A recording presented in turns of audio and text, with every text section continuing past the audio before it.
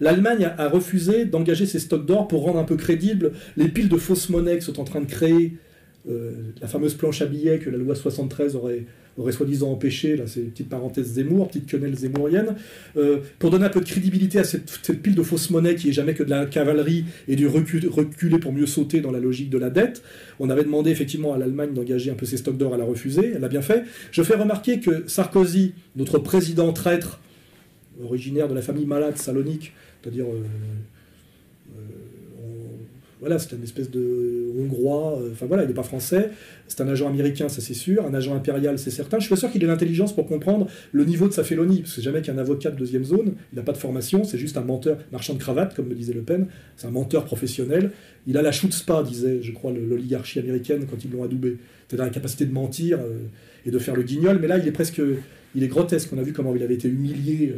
On a vu, on va montrer les images, comment il a été humilié par les Chinois, par les Américains, par les Allemands. Il est important, en tout cas pour Nicolas Sarkozy, de s'afficher avec tous les plus grands de ce monde. Une poignée de main franche, sourire jusqu'aux oreilles. L'arrivée de Barack Obama donne de belles images avant même l'ouverture du G20. Un peu comme la galerie des glaces de Versailles. Hein. Dans toutes les télévisions, il pourra se regarder et se voir immense, et qu'on le voit immense. Hein.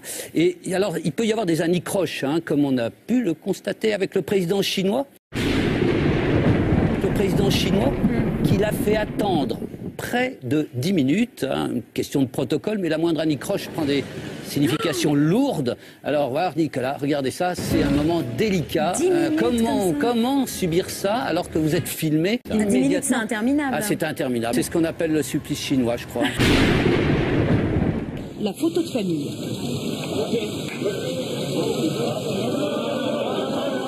Bon bah copains comme cochons, et nous?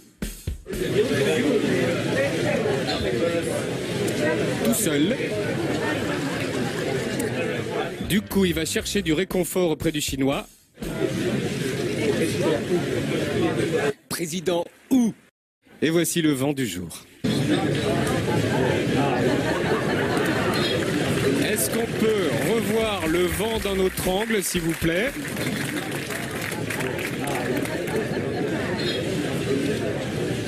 Ah oui, oui, hein, c'est bien en vent. Hein. On a un autre angle, s'il vous plaît?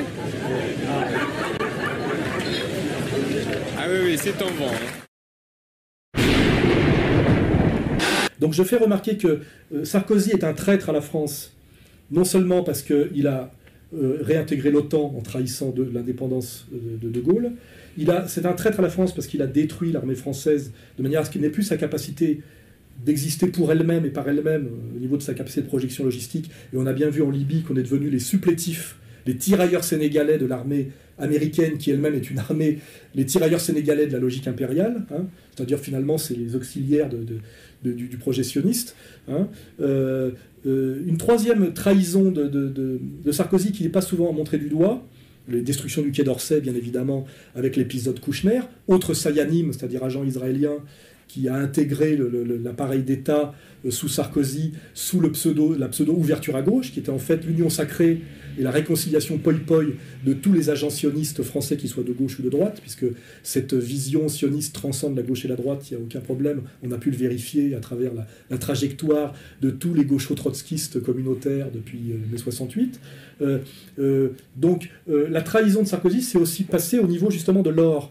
Depuis que Sarkozy est ministre des Finances, donc c'est bien avant même qu'il soit président, il a plusieurs fois en douce vendu une partie des stocks d'or de la France, ce qui est fondamental, hein, d'avoir des stocks d'or pour, à un moment donné, pour exister au moment où il y aura le chaos, au moment où toutes les économies, comment dirais-je, les monnaies papier vont s'écrouler, ceux qui pourront exister, faire un peu et montrer un peu leur existence, leur puissance, de réaction et de salut par rapport à ce chaos généralisé, seront ceux qui ont de l'or, les particuliers et les États.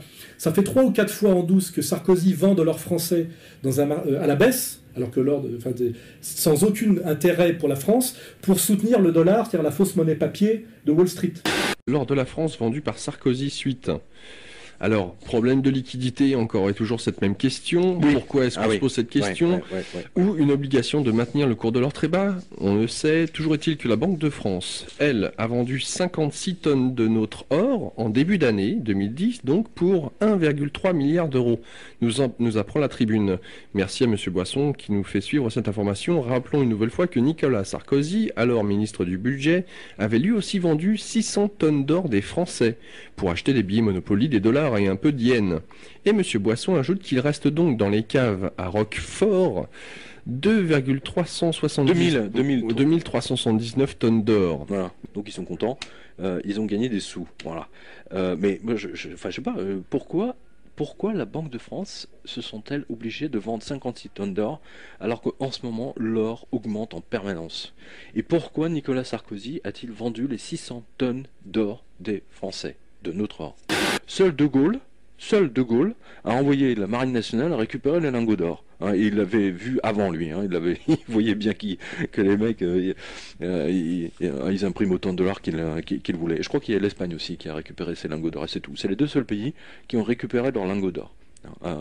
De Gaulle a pris tous les dollars qu'il y avait en France dans toutes les banques, etc. Il a tout envoyé aux États-Unis. Il a récupéré les lingots d'or qui sont à la Banque de France et que Sarkozy a vendu.